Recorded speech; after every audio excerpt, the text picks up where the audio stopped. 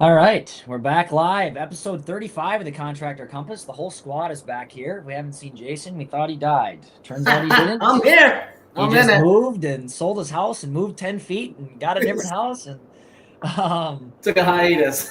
yeah, correct. So it's good to have the crew back. But we were chatting a little bit before the live, not a whole lot, just because we wanted to keep this conversational today. We do have a topic.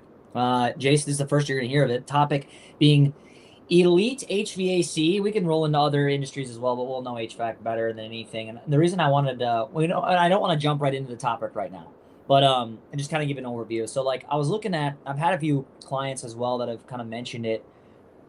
Guys are there. Everybody's got like VIP plans and like stuff Yep. like that, right? But it's for everybody, right? Right? Like yeah, you can buy it and they'll treat you like a VIP person. You get priority scheduling or whatever. It's usually like 150 to 300 bucks a year or whatever it might be. But I'm seeing and I've heard of these like in certain neighborhoods where like guys are selling maintenance agreements that are like 3 years long for like 5 Gs, Yeah. and they're like yes it's a little bit, obviously it's a different clientele, and we've talked about like branding for high-end clientele and stuff Yeah. on this in this podcast before, but like for example, like the maintenance agreement, it is like it's for 3 years. They have one comfort advisor only that comes out. They have a direct line to them. It's not priority scheduling, it's like same day or after hours. Yeah.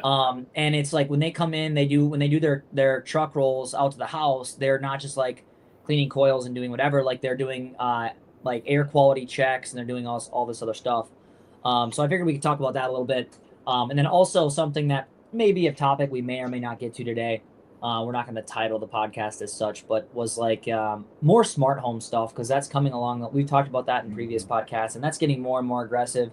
Um, you know, just especially with how fast AI is moving, and then like all these things connecting to each other, and it's just it's insane. But like I said, we wanted to keep it open, and we got Tom on the road. I don't know what Tom has better audio on in his truck than he does in his office, so I don't know that's, what's going on that's there. amazing, man. You gotta love that. I can't hear his road noise at all. Man, you gotta make sure OnStar can hear you. Yeah. No, Tom's getting up there these days. He's got a life alert. That's He's got it it. right here. Hey, what the hell? He's got better audio in there too. That's so awesome. That's awesome. Anyways. So but yeah, dude, summer's been busy. I mean, Yeah. we're almost in. I don't know about you guys. I mean, me and Tom, obviously we talk over our text message thread and stuff before the podcast, and well, we've missed a lot this summer just because it's been so insane. I know on Yeah. our side, obviously it's the busy season for our HVAC guys, and obviously a bunch of new clientele coming in, and we've grown a ton. Um, just as a company on this end, so that's been really busy. But then, I mean, I'm assuming I haven't seen you in 4 months, Jason. I'm assuming the same Yeah. thing on your end. Yeah, I mean, so that's kind of 2025 has been one of them ones where it's kind of like survival mode for a lot of companies, Yeah. and a lot of it just has to do with everybody had different expectations coming into the new year with all the changes we were going to see, and then on top of that, you combine that with a lot of refrigerant changes that are happening in the Dude, HVAC field. yeah, So it's just a cluster, and you got the changes in that refrigerant, you got the price changes that now come with it. You got all the price increases that are happening because of all the yeah, different things that are being just implemented general. in the economy. Yeah, You get interest rates just not dropping. So it's kind of like a perfect storm. And a lot of people that we've talked to and networked through say, hey, it's got kind of the air marks of like 2009 ish on it. And everybody can kind of agree. So you got a lot of people, back to kind of like what you were kicking off, like the elite programs, they're trying to get very creative yeah, to not really so much go after new clientele, but a lot of people are now just really trying to, because that's the thing, when you're in a time of like a 2008, 2009 era, the people that you lean heavy on are going to be your existing, the people that have been with you for 20, 30 years. So how do we now make sure that we're really taking care of them and doing programs like that to where, they do have that direct line, or if you don't typically offer on-call service and you are, you can offer that to that. That's a huge, like we, And the company I'm with, we don't offer on call. It's 7 to 4, Monday through Friday. I mean, we have our blocks. Yeah. Nothing really later than that. So, real quick, not to cut you off, Jace, I want to know a little bit more though, because I'm actually genuinely curious. I was talking to a guy the other week, and he mentioned, and I keep in mind, I market for these systems. I don't put them in, so I don't understand everything. And it's like I know enough, but like I don't know everything. So it's like he was talking about like fuel costs, and I don't know if that was like refrigerant it changes or like I didn't understand. But he's like the prices. I used to pay like X amount of dollars, and I just paid $2,600 for it instead. And like I got these systems that I can't that are not blowing cold air because of XYZ. That's not even what we're talking about, but explain that to me because I don't understand. That is, yeah. So that's huge, and this was something that everybody's a little frustrated on because we've had everybody push to us and jam it down our throats like, hey, we got to get away from 410A and get everybody over to 454. Now, R32 is easy to come by, but if you're not selling that type of system, because there's only specific systems that have that in it, you can't get, and instead of calling it refrigerant, they're calling it gas, right? Because it is. It's more LP based, or it's more gas based now than it is the refrigerant. It's still a mix of 410A, right? Yeah. But at the end of the day, there's no tanks. There's no 454. So that what happens is you're buying these systems, you're installing these systems, they come pre-charged. Well, we just had a situation where we installed, a 1-to-1, let's just say, and all of a sudden one of the fittings blew and it leaked everything out. Well, now we don't have a tank that we can now charge the system back up. So we literally had to go buy a whole new condenser or heat pump to put in because the compressors are come pre-charged. So that's the place where this refrigerant is in. Holy shit. Yeah, so it's a cluster because we have like in our area, and we're not in a huge area, we have like 2,000 to 5,000 people wait list for this refrigerant that's coming in. We still call it refrigerant, just keep it, easy to understand and track. But the 454B, it's like non-existent. So they shoved it down our throats and nobody was prepared in typical government, right? So yeah. But even our distributors were shoving it down our throats and everybody changed over. So I sent an email to our distributor. I'm like, hey, so when should we really start kind of changing over? And he's like, man, we're offloading everything now.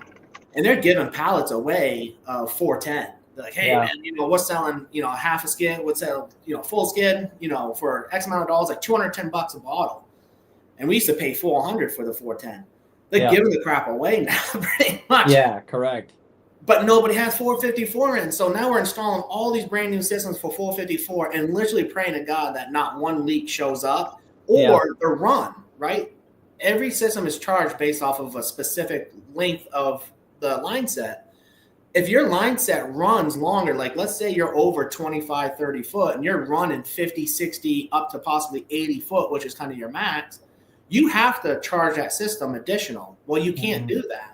Yeah. So now you're looking at jobs and you're like, hey, man, I got to put up 3 or 4 heads. That's a 70-foot run. That's a 60-foot run. There ain't no way I got enough refrigerant in this thing to cool this house down. So, I mean, it's a dilemma, dude, that's been really kind of holding a lot up and people are piecing things together. But then you got a lot of companies that are saying, hey, I have 410 systems I can still sell, but I'm not tearing them apart, right? It's a package deal. Yeah. So it's like, dude, I don't need the condenser. I just need the head unit, right? Yeah, correct. I'm not splitting them up. It's a package deal. So it's really kind of running a lot of people into a jam. And, of course, they did it right during when I swear we got the biggest heat wave going on across the country for the longest period of time. So that makes sense because I didn't ask too many questions when he was mentioning. I was like, but it was like the numbers he was giving me were just like insane. Yeah, I mean, you're paying. Like I said, they're giving away 410 a bottle, a jug of it for about 210, 220 now. It was 400, but even then, whatever. 454 is 800 to 1,000. So it's insane. Yeah, that's nuts. Okay, so to kind of circle back around, I was just curious. That was my own curiosity.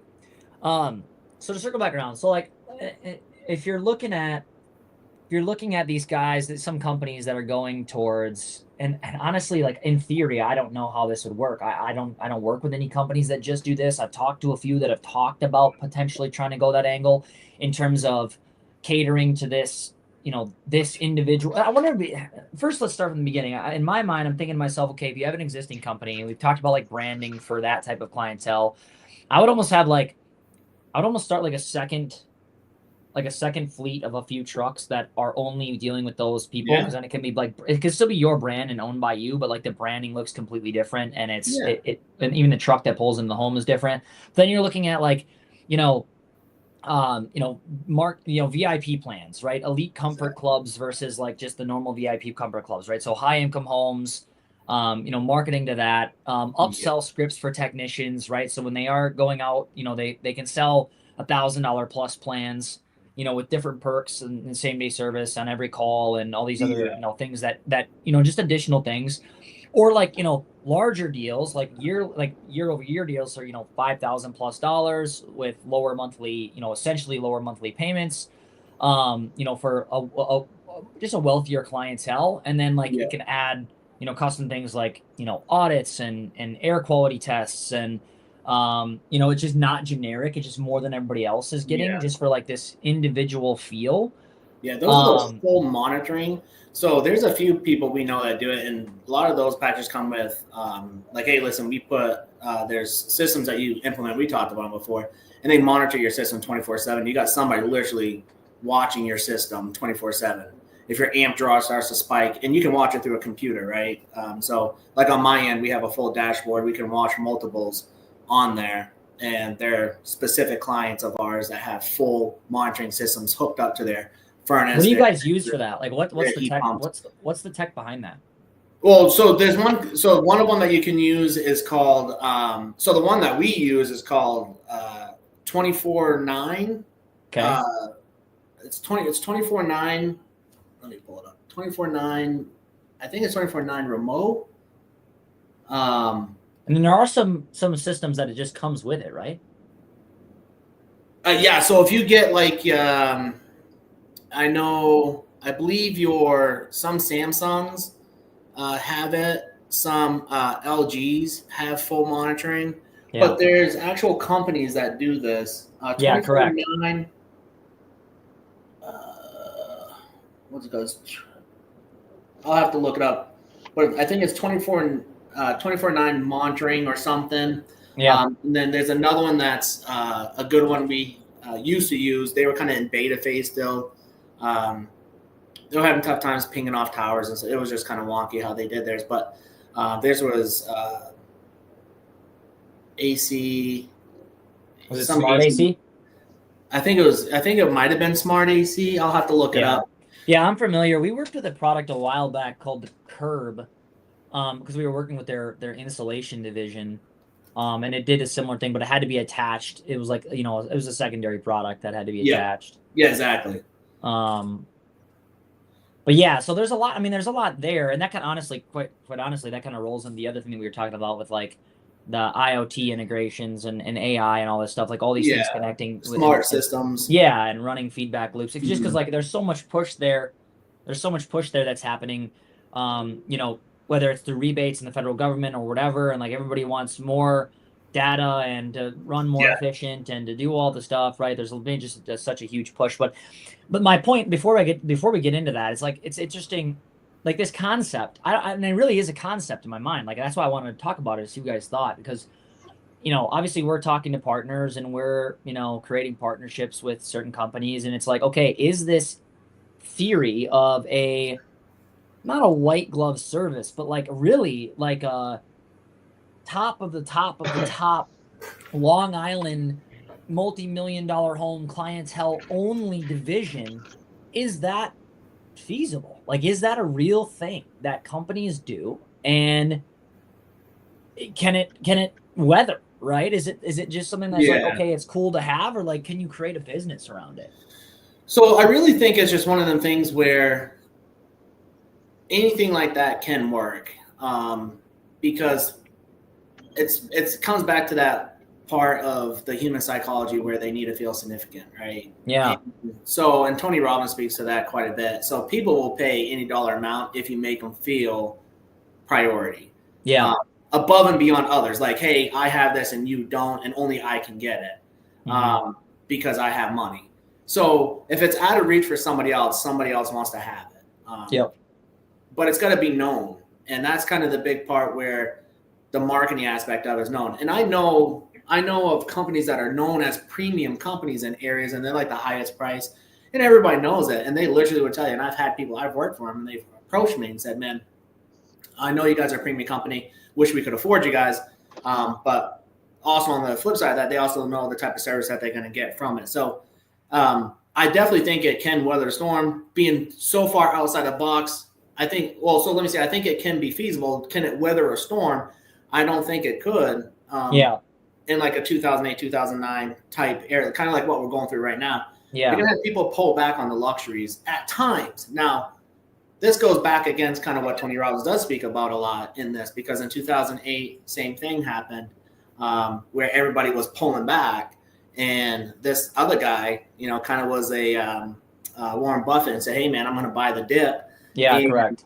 He came out and said, "I'm going to build the biggest building," right? He says, "and I'm going to charge the most. And then when I gain that clientele, because I have the services that I'm still offering during this time, when everything does come back to where it needs to be, they're not going to leave me because I've serviced them through this period."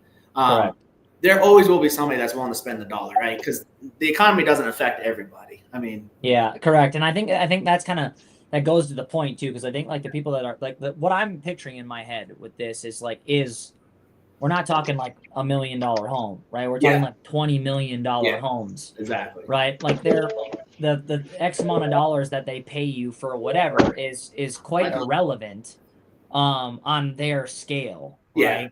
Yeah. 100%.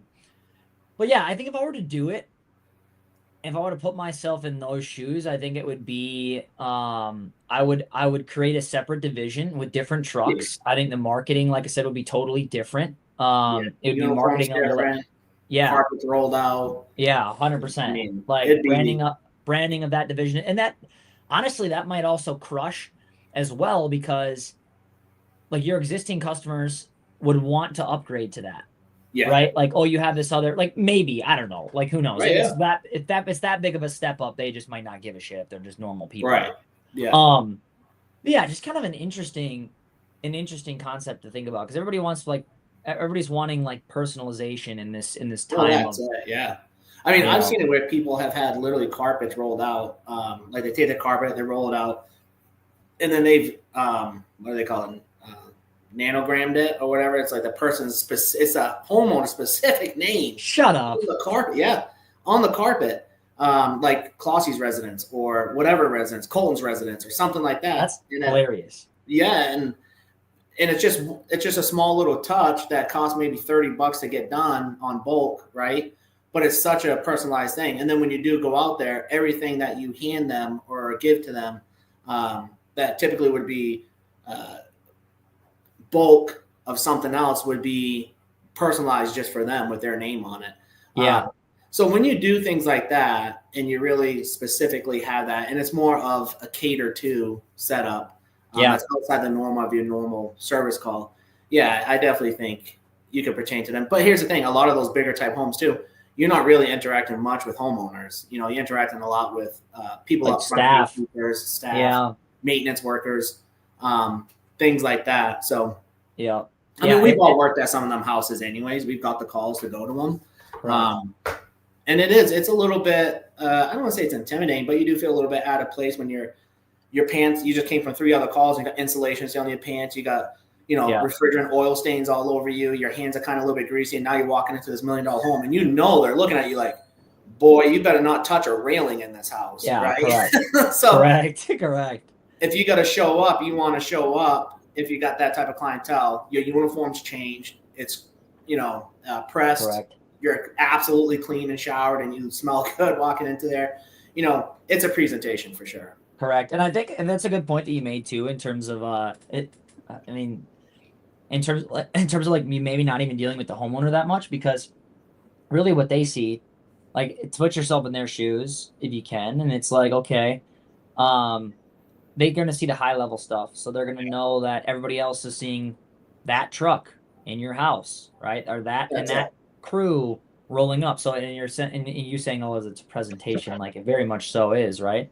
Yeah, 100%. You can't show up in a Chuck in the Truck van and open it up and soda cans come popping out the side door. They ain't playing, right? You're getting kicked out. Correct. So as long as they feel special, it doesn't even matter if you talk to them or not. But if they feel like they're being seen, it's the same thing. It's why you'd buy a nice watch or drive a fancy car that makes no financial sense or whatever, right? Because they all do the same thing, right? But it just makes you feel significant. Correct. Yeah, 100%. Yeah, interesting.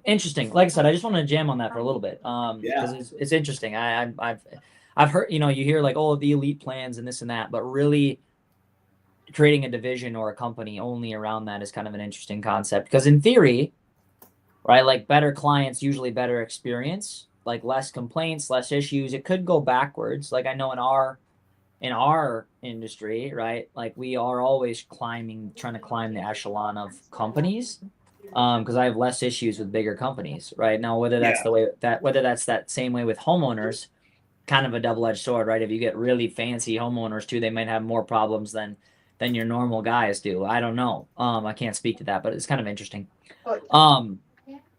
With that being said, kind of like turning the conversation in terms of like all this smart home technology, and how much are you integrating that in the companies that you're seeing? And same, Tom, maybe you can speak to this too, for Air on the Clock. But how much of that are you seeing being integrated into new installs and things of that nature in terms of this new technology?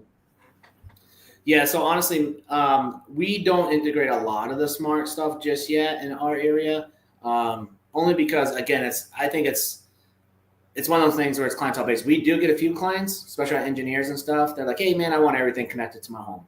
Yeah. And then we have others who absolutely don't even put an Ecobee in their house, right? Because they're still operating off the Mercury. So when you're in the Northeast, you do have a ton of historical homes, and the people are very traditional. So not everybody, and I'm not trying to blame them, but our clientele is. So now, if you take in the Midwest, for instance, 4 years ago, I was already implementing a ton of the smart, I think it was the E2s, 3s, and 4s for like Linux, they look like the iPad type thermostats. You could do all kinds of stuff on them. Yeah. They'll even connect into your ADT security systems, and fully, hook up to your lights and everything. I mean, they do everything for you. So I do think when it comes to the smart side of it, you're going to find your pockets that, and we talked about this before, you're definitely going to find your pockets that are very much about that. And I think you could build a business just around that. I think so too. Yeah, I think so too. And it's only going to get better. Like, it'll be interesting. Like, obviously, I don't think AI has touched that too much yet, but wait until it does, Yeah. And I think you could. I think you're right. You could build a bit, because like I even just saw this photo the other day. Hold on, I'm getting some feedback from Tom or something. Let me see. Okay. Is he at a dental office? I don't know what Tom's doing. He's just chilling over there. Watch, dude, that'd be so hilarious. He sits down, we're all remote, so he's like in a chair getting his teeth worked on. What's up? I love it. Actually, I've had a small dental situation, and I'm in a dental's office, and I'm going to have to sign off. I'm so sorry. No, you're good, man. I called it. I could tell by the back. I could smell the dental office from here. That is hilarious. It's not that funny. So I'm sorry to cut it short, guys. No worries. Everybody be good, man. Thank you. That's funny. So, hey, dude, what a call. How did you know that? I can tell him was sitting here. That dude was scared shitless. I was going to say, did you see? I said, he's either at an attorney's office or a dental office. The look on his face just said it all. Holy shit, that's funny. Yeah. I'm actually super impressed. I would have never guessed dentist office off the rip. That's too funny, man. That was. I'm gonna have to text him later, ask him what happened. I wonder if it was him or if it was part of the family or something. That's crazy. Right? He lost his teeth. Oh, he looked like he had all his teeth to me, so he didn't fall down the truck. Yeah, that's. I mean, that's the thing, man. You can't be chewing on those hard candies. Those butterscotch candies will get you, man. He's got. Sorry, Tom, if you watch this afterwards, but he's got his Werther's Originals in his pocket. He's that's all I got, man. It's so funny. But anyway, yeah. So it'll be interesting to see it'll be interesting to see. And I think you could build a business around it. I think people want that. I think younger people want that. And it's all like about ease of access too. It's like, and it's so funny because some of this stuff now is like, I think of it sometimes, especially like we use AI so much now. Like every department in the company has an AI assistant that knows everything about it, the just what we do and our systems of process. And I mean, we were at a mastermind. I was at one in Mexico a couple months ago, and people are building, the next step is to build your own AI cloud, right? And then you're like I don't even understand. Don't even ask me questions because I don't know. Yeah. But it's just a different deal. But it's funny too, because then you get so caught up in that, and then you can like, I don't know, sometimes I look at it and like, what would happen if we didn't have all this? Like, oh shit, it wouldn't really be that bad. Right? Yeah. Like it's just going to continue to advance much quicker, and we are actually implementing on our side AI for our call center. Oh yeah. And, we I know you guys are doing that, and did you guys stick with it? Yeah, we did. We actually just rolled out a new system for our sales team. Nice. So it does all of our outbound. It handles inbound. It does like 1,500 dials a minute. Wow. Good Lord. Yeah, it books. It's relatively, I mean, it's smart. The cadence is really good. It doesn't have the pauses. You can hear the voice go away from the phone when it's jotting stuff down. Nice. Like it's insanity. Well, we rolled. Yeah, it is. It's crazy, and we rolled that out, and we're testing that internally, and before we offer it, because we obviously have a call center, like a real people. Yeah. And I don't know. I mean, I do know like that at some time in the next year, that's probably going to eliminate that. Like, there's a good chance. Yeah. Oh, 100%. It's already doing it in companies all over the world. Correct. But it's not to like the quality that I would want. Right. Yeah. It's like, like Search Kings, a bunch of guys are going to are running their LSA ads through Search Kings because their answering service is there is AI and it's super good. Yeah. Right. And that's great, but that's an answering service, right? Like we're talking like calling outbound leads and making all these decisions and knowing all this stuff. Like it's a little bit different ball game. So there's nothing 100%. there yet that I feel like is, amazing. That's why we're testing this.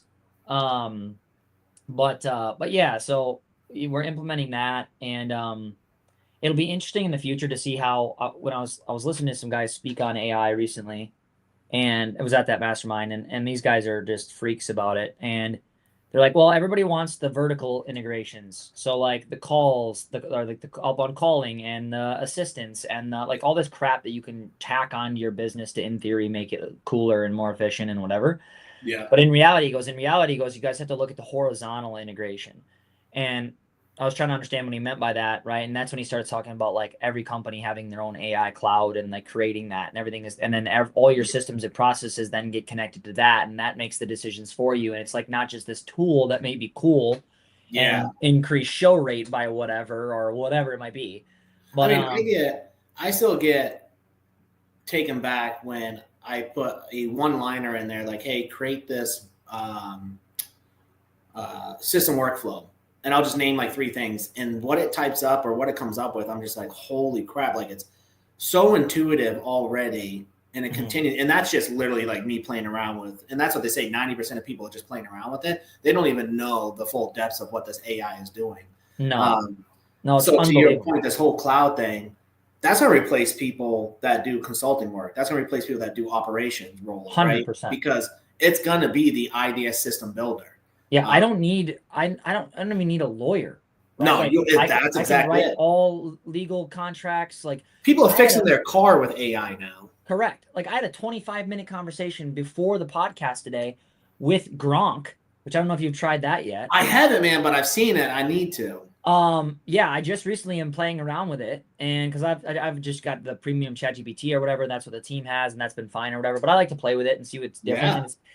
And I had literally a 20-minute conversation. I actually kind of like the talking, because the communication between that and you is better than chat, because it's like actually you can cut it off and it'll stop talking, and you can have like say, I got to do that. It's insane. I talked to him for 20 minutes before getting on this podcast. One was about a topic completely separate, but I had it literally go back through, and I'm like, hey, like we're planning to do this in the next year. Like look at all our 35 episodes. What do we talk about here? Like, and like, give me an idea of like different topics we can talk about moving in, what kind of guests we should have on, right? And we just shot the shit with this, and like the tonality I also like better than ChatGPT.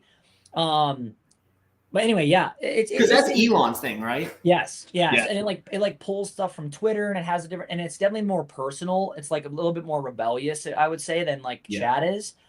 You're gonna have to show me how to get to that voice thing, because I see where you can type, but I didn't know, because that's what I'd like to do. It would be kind of creepy, but my wife would be hearing me have a whole full conversation with somebody in this room. Yes, yeah, I was literally. I'll conquer the world with this damn thing, man. That's what I'm saying. Yeah, it's insane. Like I literally just had like if you walked by my office, it would sound like somebody was sitting in my couch over here, and I'm like I was literally putting on my putting green, and I'm like, no, I don't get that. I'm like, let's talk. Wow, like go deeper into.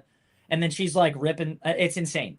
So think about that, and this is back to kind of your point, right? And what everybody's talking about, how much it will kind of replace, because now you don't need to have a brainstorming session with 15 people or you don't need to hire an accountant, an HR rep, somebody. You could literally have all that done with this AI person that you're having these questions and you're asking, because here's the thing, there's always human error, and there's also on the side of the human side of things, it's good. We need that interaction, right? We need that human side. But when you're trying to get information and make decisions, you kind of want to leave as many fallacies out and errors as possible. So, I mean, at the end of the day, am I going to sit there and talk with something that can scan a database quicker than the speed of light, right? Correct. Then, Shelly who got her degree from a community college, right? Yes, she says she got it from Ivy League and it's community, right? Yeah, I agree. I'm probably going to go in that direction. Yeah. I use it for so much, right? I use it for different profit share structures to break down. I use it for P&L reports, and I use it for taxes this year just to make sure I understood everything, because I'm not a CPA, right? I'm like, what can we improve? What do we need to do? Where are we missing? Like, where are we paying money that we don't have to, right? Like, that's huge. You just got to be careful. Well, you don't have to be careful, but they recommend it, and I did it. You just redact all your personal information, obviously. Yeah. But which can be time consuming when it's like 50-page documents, but it's whatever. It's worth the time. But yeah, dude, it's nuts. So like when that hits home service, I have no idea how that's gonna look. Because like we can't really get sorry, Dominic, what about the sales call flow? Have you ran one through there? Like the sales process. Yeah. 100%. Yeah, I have. I've got like 6 different variations of it. Yeah, dude, I bet that's on point. Yes, and speaking of that, I want you to get me a framework that you have too. And then you can compare, right? Correct. That's what I'm doing, because I'm talking to you, and I asked for it from you and Matt Murray, Blue Collar King, and I went through and I had Grok and ChatGPT do a whole process, but they can only pull existing data, right? And and they'll miss personal touches. Yeah. But essentially what I'm going to do is I'm going to take all 3 of those and I'm going to combine to be like this monster, ultimate process. Transformer. And then I have it do, with my sales guys, I have it do call reviews. Yeah. Right. It's insanity. That is. But anyway, I'm going to have to touch base with you off here to kind of see how you're utilizing that. I haven't messed with Gronk at all. Yeah. I see it all the time, and I see people asking questions, but I just never. I'm kind of opposed to change as well. So it literally took me like almost a year to try it. Because I was like, I love chat. I'm like, I pay for chat. I like it. It's fine. It does what I need to do. And like, I've just recently started playing around with Grok or whatever. And I'm like, this is definitely way different. And I like, it's not that it's way better, but I do like the conversational piece better. And it's definitely got like different angles. It's a little bit more like, I less feel like I'm talking to, a very structured robot versus like just having a conversation with someone, which is kind of like, I found myself almost like, what do they call that? What do they call that piece where it's like getting so human that it gets creepy? There's a piece what you're talking about is the ability to replicate emotions. Yeah. And I know what you're talking about. There's a theory out there, and they keep it out of movies. They keep it out of a lot of things, because they say once we start to see something that starts to kind of duplicate a human too close, we start to get turned off by it. So they try to make it still applicable to us and likable. Yes. But yeah, I think it is heading down that road very quickly. Yeah, I think so too. And yeah, it's interesting because there's something that's we're getting a little more into the marketing and tech space than we are our normal thing, but that's fine. There's something in the space right now that people are waiting to drop for especially for callers, for like you're introducing Yeah. like calling. There's something that's going to drop where it has that effect of being able to replicate emotion and understand emotion Yeah. and to like a level of a human being. And when that happens, which is supposed to happen, I think in less than 2 months, Good Lord. that's where everybody's like, okay, outbound callers, setters are completely eliminated. Yeah. Right. They That's will be it. gone.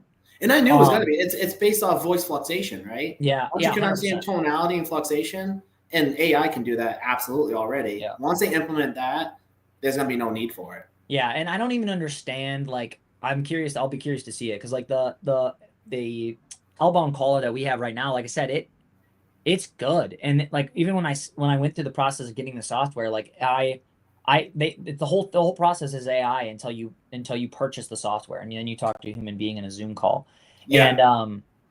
And like I said, I would have, if I didn't know that I was purchasing an AI outbound caller and it tells you it's an AI agent, like there's a good chance I wouldn't have known. Yeah. Because like I would have been like, I wonder, maybe, right? But Yeah. then like the voice goes away from the phone and it jots something down. It's like, yeah, I got that. Okay. And like the tonality and like That's crazy. it's just, yeah, it's something else.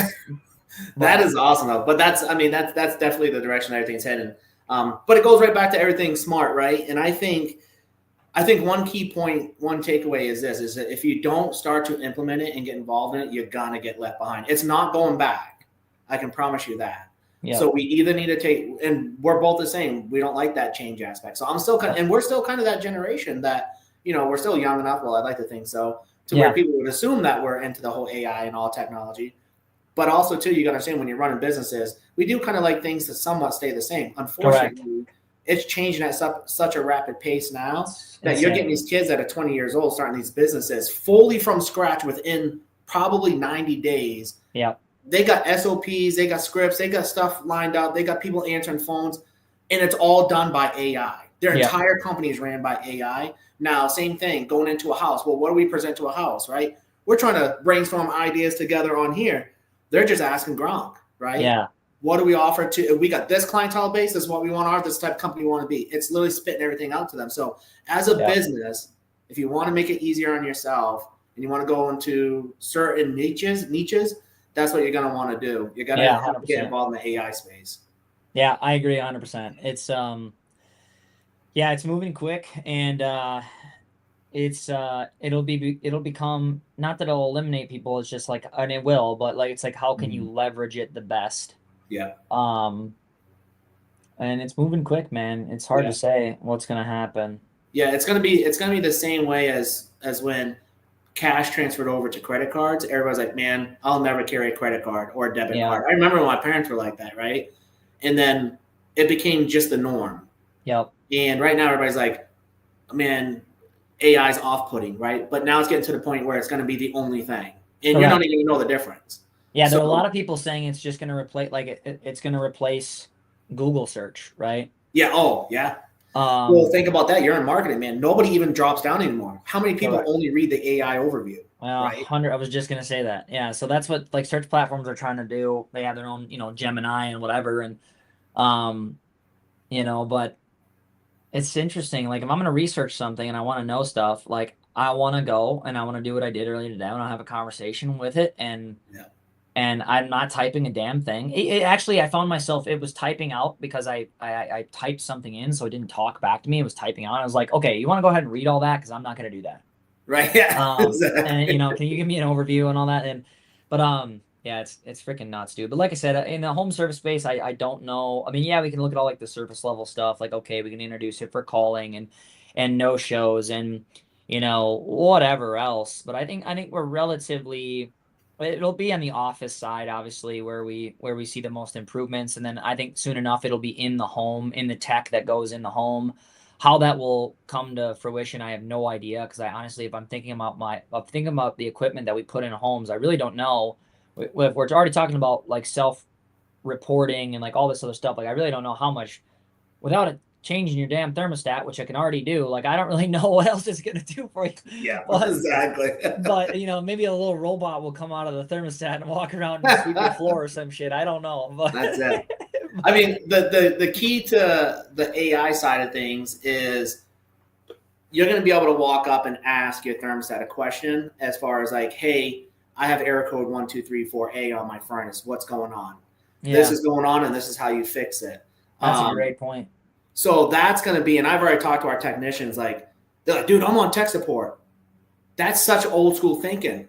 I guarantee you punch that into something like Gronk or ChatGPT, it's going to tell you how to troubleshoot that whole thing right now. 100%.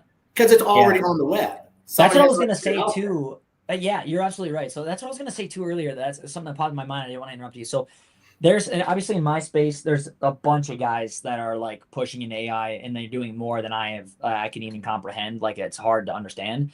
Being in obviously the computer side of marketing, which relates with like there's guys that are just nuts, right? But like, so we've always done a market analysis, right? And a market analysis usually requires like our actual media buyers to go and do a market analysis. And don't get me wrong, we still double check and do everything, but we've actually created a process where we get like 24 hours of a market analysis. Like that's how long it would take to research all this data.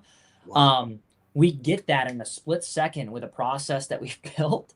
And it's honestly kind of annoying to go through. Like, we have to go back and have it break it down in simpler terms. But like, the amount of data that is there is unbelievable. But part of that process, and part of what some of these guys are doing for like coding and other things, is like they go in and one AI is creating it. The second AI is checking the results. That's insane. Right. And the third AI is like implementing it live. Yeah. Right. That's and crazy. it's insanity. And then, of course, these guys are have 6 monitors, and you can see it all happening, and it's whatever. But it's like, it is nuts. There's also like if you were, let's say I've looked at this myself, but we honestly haven't had the bandwidth at the time to go deeper into it. But like, there's a developing like app or website or whatever you want to call it, called Lovable. Right. You can go to that right now, and any one of the companies that you work with, any one of the companies we work with, they can make an app in like 3 hours. Oh yeah. Like an app that actually works and like That's reports stuff to your clients, and like is completely like something that you would have to hire a web dev team for and code for a month and a half. Boom. And that's what they're doing, because what it is people, because AI can do everything, right? Yeah. So some people are finding these niches inside of it, and then they extract that out. And then what they do is they say, hey, fill out this form or enter this information into these key sections, because that's exactly what you got to ask. And that's where a lot of people fall on this AI stuff. They don't know how to ask it. So what people are doing is they're creating these specific forms to ask exactly what you need for it to punch it out and create, like, hey, to create an app. And they already put the beginning sentences in there. I need you to create this app. Here are the questions that are filled in. Boom, and it pops the whole app out. Yeah, 100%. People are running businesses all day like that. Correct. And if you don't know what to prompt it, you can ask it what to prompt it. Yeah. Like, hey, I'm using ChatGPT. I want to create the best possible prompt to help me achieve this outcome. Can you create the prompt so I can put it in ChatGPT? Exactly. That's insane, right? GPT is helping answer itself to create. That's awesome. Anyway, man, we're gonna have to chat some more on that for sure. Yeah, we will. All right. Well, yes, and we'll wrap this up here today. And I think it was good. This is what I wanted, to get the guys back together for a short period of time until Tom busted his teeth out or whatever happened. And hopefully everything is well. All those bumps on the truck he was hitting. Yeah, right. We'll connect back with you guys. We'll get this up on YouTube and all the necessary spots, and then hopefully be back next week if we get busy. And hopefully we'll get some guests lined up here as well. Obviously, sometimes been nuts for I think all of us, but we will see you guys on the next one. See you later.